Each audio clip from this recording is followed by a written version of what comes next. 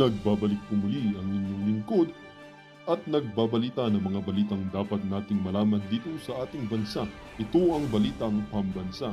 Atin ngang matutunghayan sa channel na ito kung ano ang nangyayari sa loob ng ating gobyerno at syempre tumutulong na rin sa ating mga mamamayan na malaman ang katotohanan dahil mayroon tayong karapatan na malaman ang tunay na nangyayari sa ating bansa.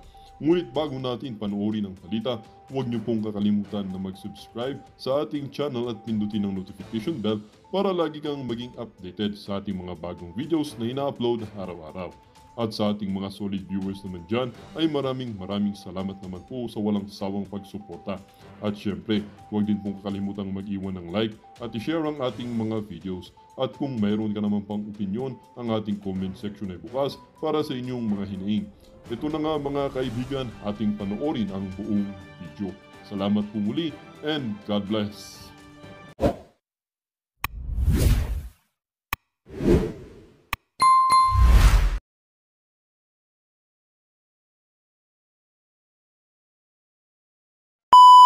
Kay Pangulong ay kay Inday, kay future president, claim na natin Sara Duterte, Senator Bato, Senator Bongo. Okay, continue. As according to this information, mga kababayan, serve as their workplace. The hotel reserved several presidential suites.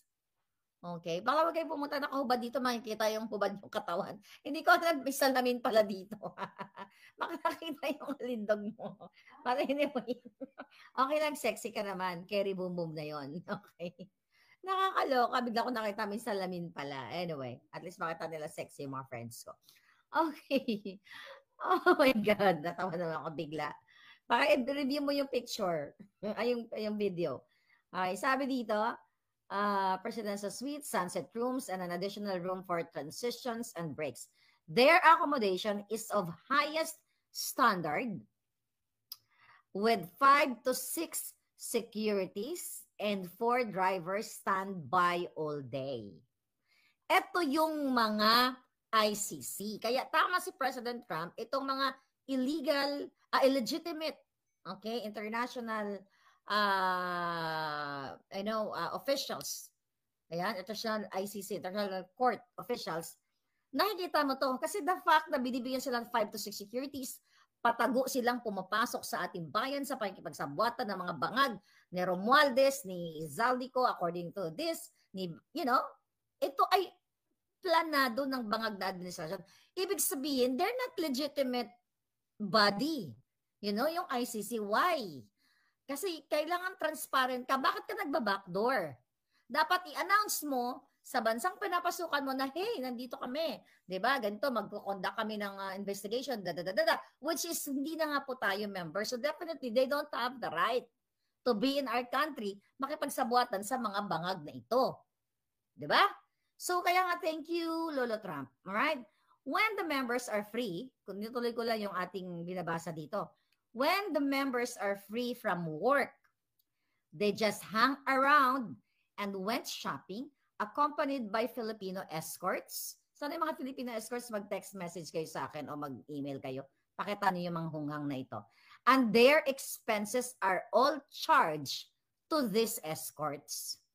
I even heard, kita mo yung mga mga dito na mga bangag, mga kasama nila sa trabaho, mga government official ito, na hindi nasisikmura yung nawu-witness nila kay Bangag at kay Tabalos-Los. Kasi sabi ng ating informer, I even heard that ICC members, na chika niya, urinated in the neighborhood of House Speaker Martin Romualdez Villa. O baka nagbangag, naihi siguro dahil nagsingot, baka hindi natin alam, nagsingot ng pulburon o na-overdose sa pinagbabawal na, pulbura. But anyway, sabi to which caused neighbors complaints. O sa mga neighbors nga pala ni Tampalos-Los, baka pwede naman po kayo mag-email. Andyan yung email natin sa baba.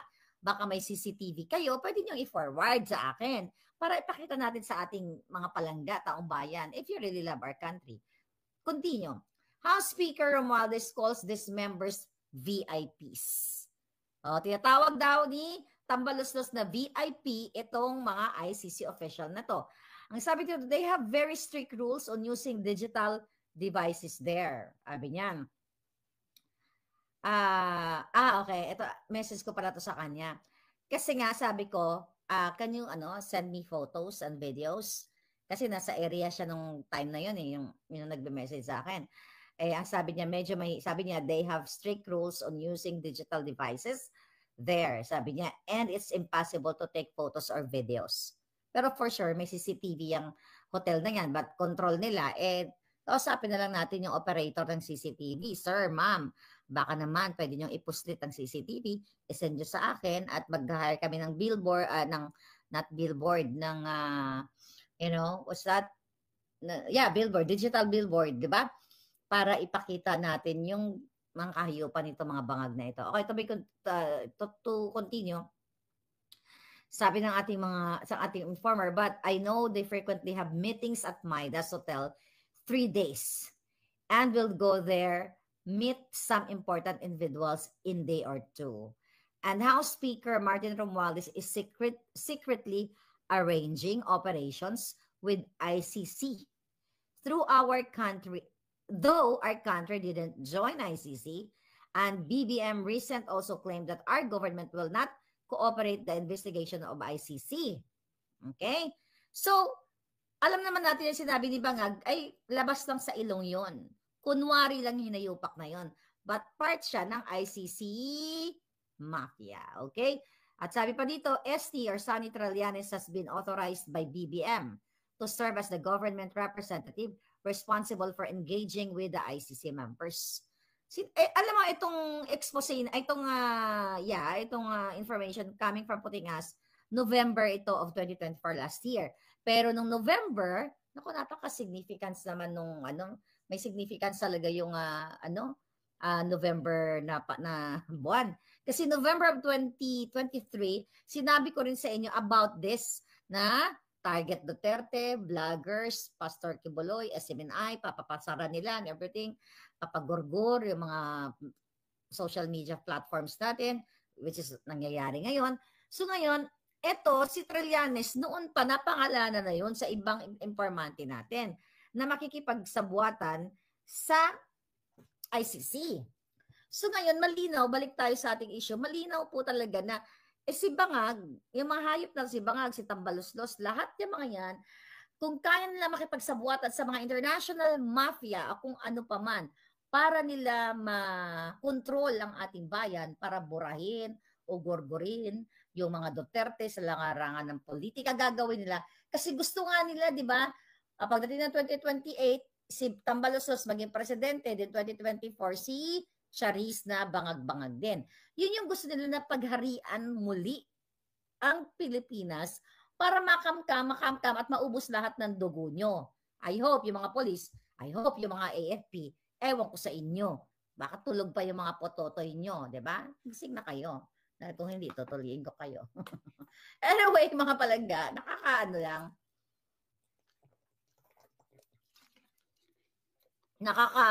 Nakakatuwa din kasi nakikita natin kung gaano kabugo itong mga ito.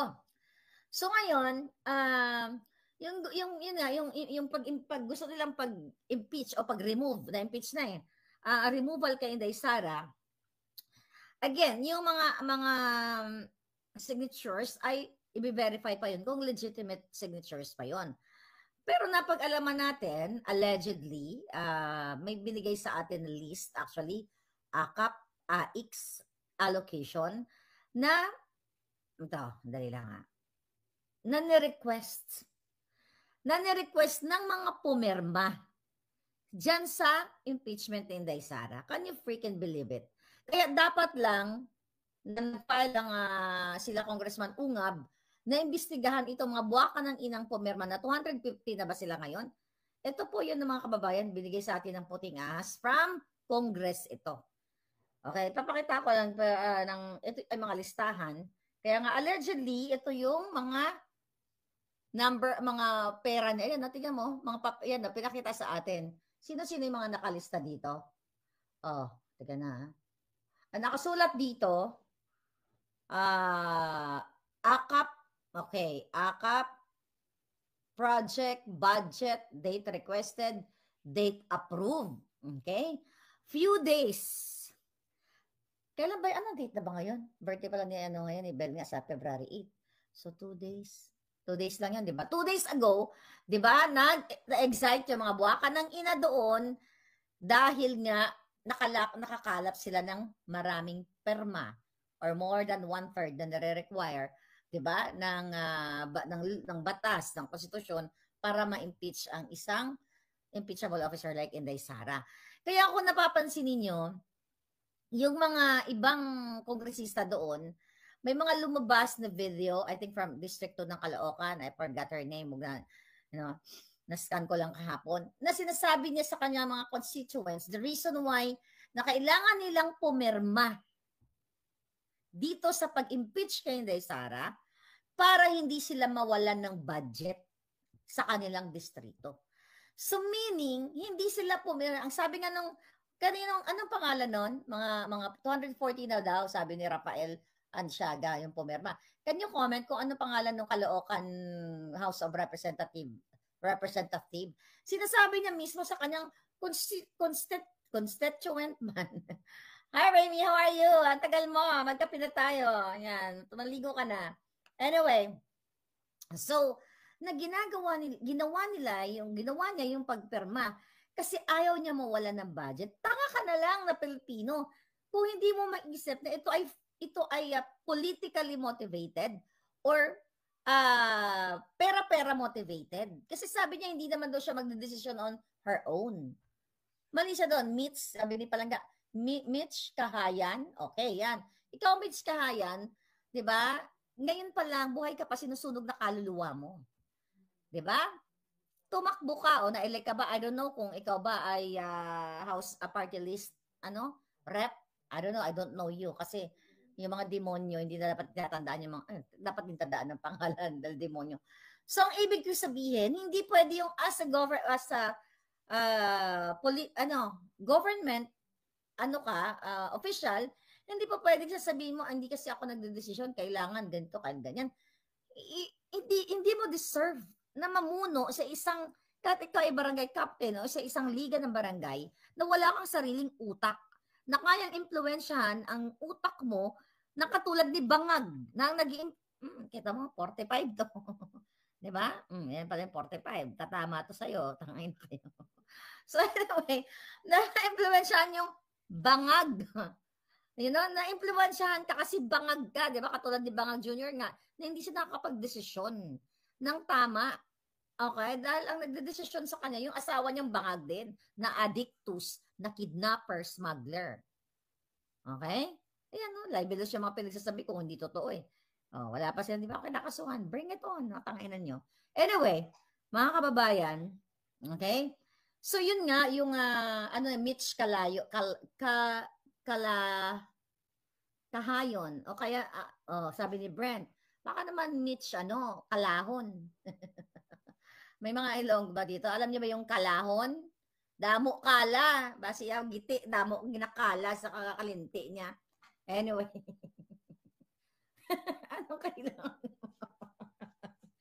Nyeta. May gumagapang. Hoy, nakikita ka yata. Teka, wait, tingnan ko. Bakit kasi oh my God. Anyway, sorry Balangga. I made my friends sa mga makukulit. Alright, so ito na ang listahan. Okay, AKAP ID. May mga ID pala ito, mga hinayupak na to. Okay, ito yung sinan sa atin. Pakita natin mga pangalan ng congressista. Ayan. Are you familiar with that? Kasi ako hindi ako familiar sa mga ganyang klaseng dokumento. Alright, tingnan natin. Pakita natin sa inyo. Ito, sinundan to sa atin. So, kaya dapat talaga imbestigahan ito. Alright, so ito yung kanilang mga, ito agency, dumaan sa DPWH, okay? Ito ang kanilang, nirelease pala, ang kanilang mga budget noong February 3. I mean, date approved. Date approved. Tignan na to sa listahan na pinapakita natin. Thank you, madam, yung nag-send sa atin mula sa Congress. Sana po huwag kayong magurgur para marami pa kayo may-send sa atin. Tulad nito, ID number 24522, honorable, o tanga namang honorable, dishonorable, Kawatan. Dapat ganun ang mga title na mga yan. O, sabi dito, Alan Ecleo, Agency, DSWD, Project AKAP. Okay, ang binigay o na-approve pala na budget para sa kanya, 20 million. February 3, 2025 para sa kanyang distrito. Kaya, bago pa nila nakulimbat yung perma na 240 now, ay naaprubahan sila, na-approve lahat. Saan ka makakakita? Lahat ng halos lahat, ang approved date is February 3. Mga kababayan, pinapakita ko lang to sa inyo para naman magising kayo. Punyemas. Na-approve February 3, 2025. Okay? Date approved. Alright. Date requested. Pag request ng February 3, approve agad. Ganon sila kabilis. Mag-approve sa pera ng bayan. Mga putang ito, buwaka ng Jeremy's na to. Endorsed, allocation type. Ayan, regular. Ano ibig sabihin nito? Chief of Staff. Okay. So, i-release siguro sa Chief of Staff to, tama ba? May ano ba tayo dito? May government employee or official na nakikinig. Sabi ni Manuel Munya, Eric Sylvester, wag iboto. Isot siya inodoro, mga kababayan. That's correct. So, ito, nakalagay yung kanilang mga Chief of Staff. Allocation type, Chief of Staff. Siguro, dito ibibigay yung pera. Ayan, no? Malay ko ba dyan sa mga pangalan? Hindi ko nga kilala yung mga jutang genimes na mga yan. Okay? So, sa dokumentong ito na pinapakita sa atin, ayon sa ating informante, okay, sa dami ng mga pangalan dito na mga nakatanggap, Baskog, okay? Ang pangalan, mga congressman, Ecleo, okay? Alfelito M. Baskog, ito, Amparo Zamora, Antonio Calixto. Titingnan natin yung mga prominent na nakilala natin ng mga demonyo na nakikita natin dyan lagi. Alright? Ito. Si ayan, Juan Fidel Felipe Nograles, Juan Carlos Arjo Atayde. Ayan, tumanggap din pala yan. Akala ko mayaman yan. Yung Atayde, di ba? Akala mayayaman yung mga yan. Mayaman saan kaya itong mga to? Sino pa itong mga to? Na mga tumanggap ng 20 million, 25 million. Si Dong Gonzales, ayan. Si Duc Frasco, ayan, mga traidor yan. Tinraidor talaga ang mga Duterte, yung mga hayop na yan, mga manggagamit. Sino pa? Of course, nandito ang allocation kay 25 million ang binigay kay Sandro Marcos sa kanyang distrito, District 1 sa Ilocos Norte, pero hindi naman nakakarating at mahirap pa rin ang District 1 dyan sa Ilocos. Kawawa naman kayo mga palangga. Sana kumilos protesta na kayo. Si Luistro, sino pa to? Kunghon, si Kunghon, yung nayupak na ito, okay? Etong si sino pa yung mga pangalan? Matibag, Dalipe, Swansing, ayan. Yung mag-amang Swansing na yan, Chikimbo, alright. Anyway, mga kababayan, sinasabi ko lang sa inyo kung ano ang sabi ni Sapphire, sino to? Atayde pumerma yan, mga kajaming ni Charis yan sa Polvoron. Sabi ni Litch yan, talaga ba? Tangay na Polvoron capital na Pilipinas. Ano, kawawa naman tayo. Sa Ilocos, 2 singsong anak ni Chavit. Okay, ang pumerma. Hindi natin basahin, ang dami nila, 240. Pero ano lang yung gusto kong sabihin sa inyo. Mga kababayan, kawawa kayo. Kasi, bakit idadaan pa sa mga buwakan ng inang kongresistang ito ang pera ng bayan para sa mga ayuda na yan? Di buwagin na lang natin ang Department of Social Welfare and Development. Yan ang merong mandato para magbigay ng ayuda sa taong bayan. Although nandyan din ang pinsan ni Bangag na si Monina Romualdez, na from America, according to her, okay na yung buhay nila, nakausap ko yung putang inang yan. Tapos nung nanalo si Bangag, umuwi dyan.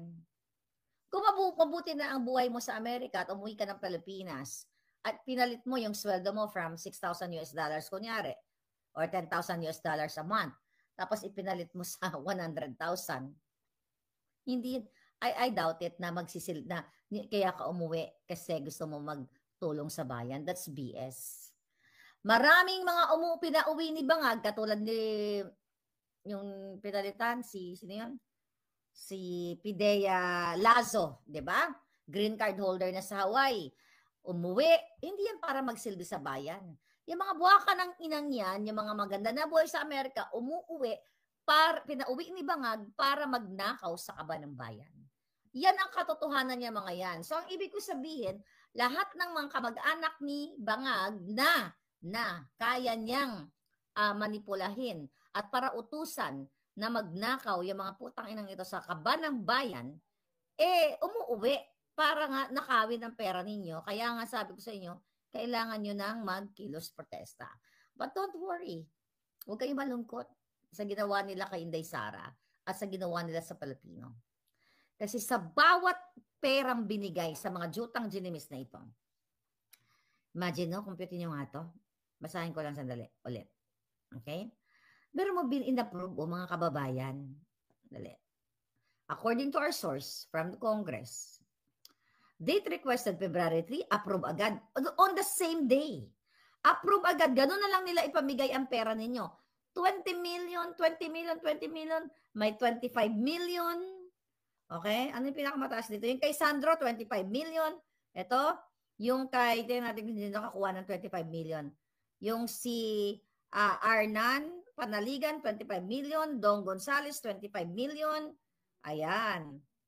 O, ang dami palang 25 million ang natanggap. Okay?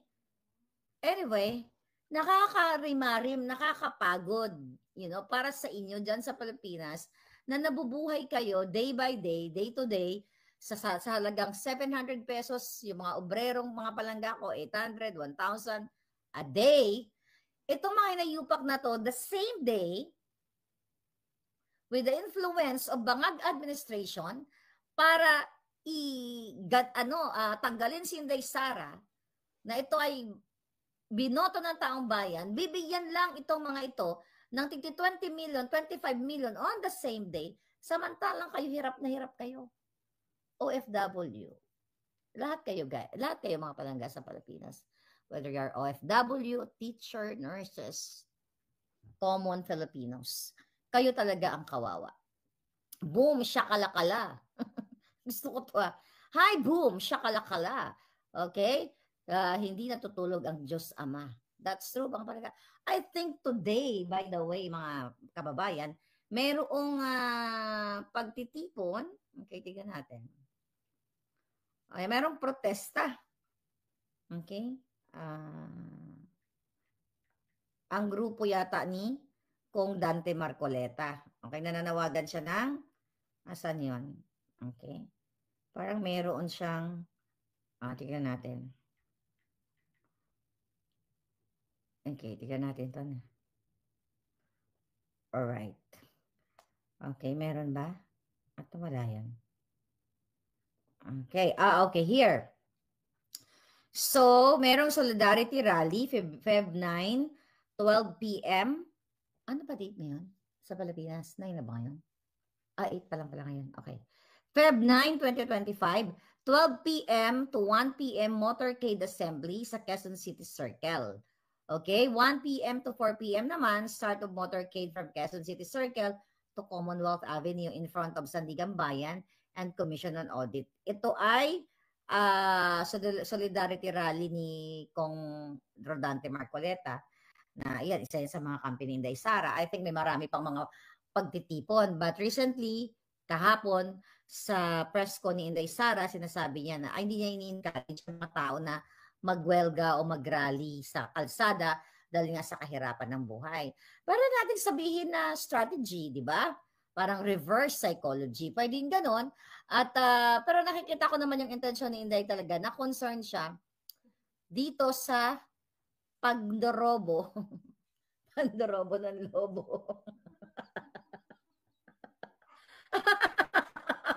Natawa ako. Gusto mo may kwento yung pandorobo ng lobo? Ay, hindi ko pala pwede kwento ngayon yun. Some other time. Natatawa yung dalawa doon. Meron naman akong ginawa. Yan mga mandrobo, hindi yan umuubra sa lola niyo.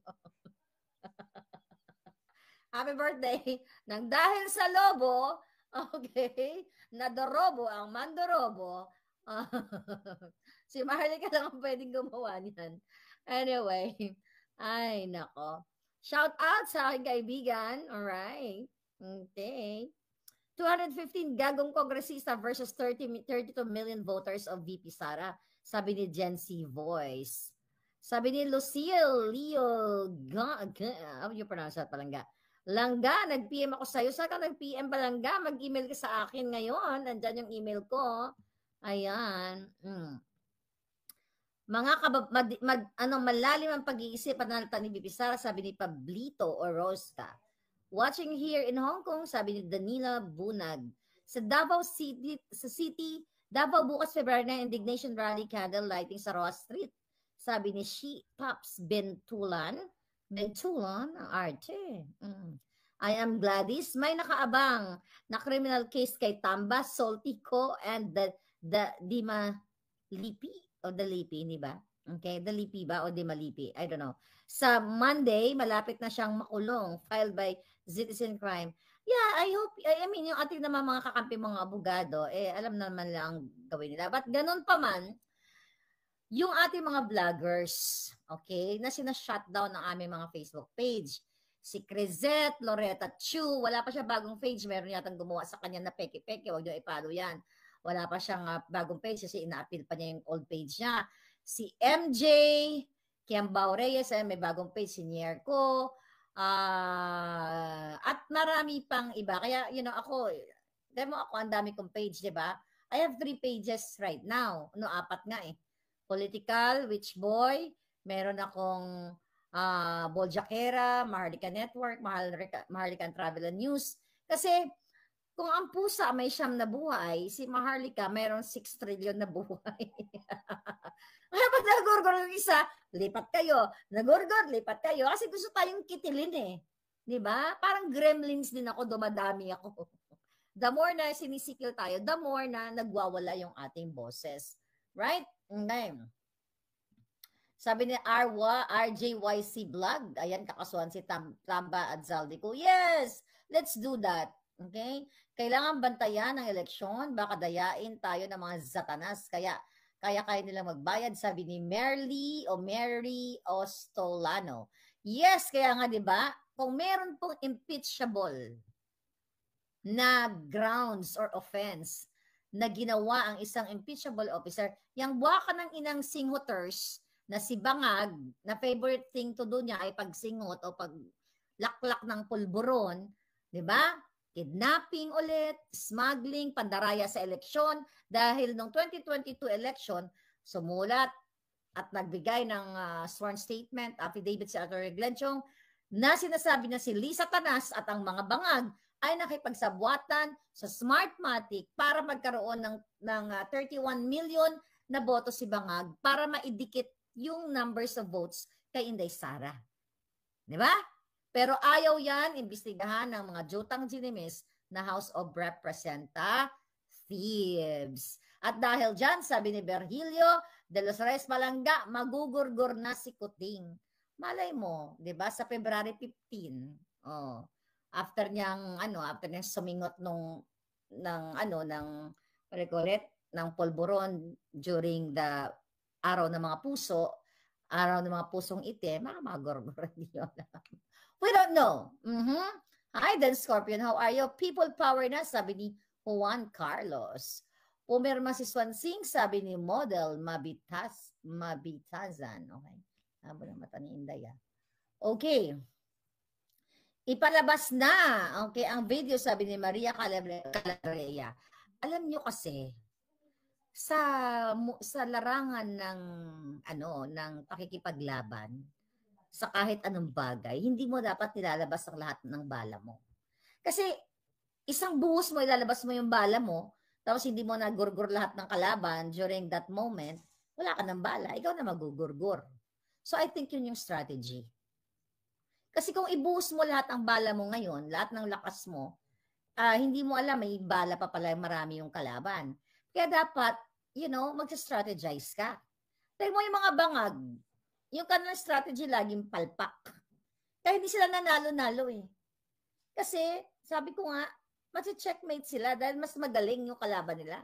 Hindi lang sa mas magaling, matino. Eh,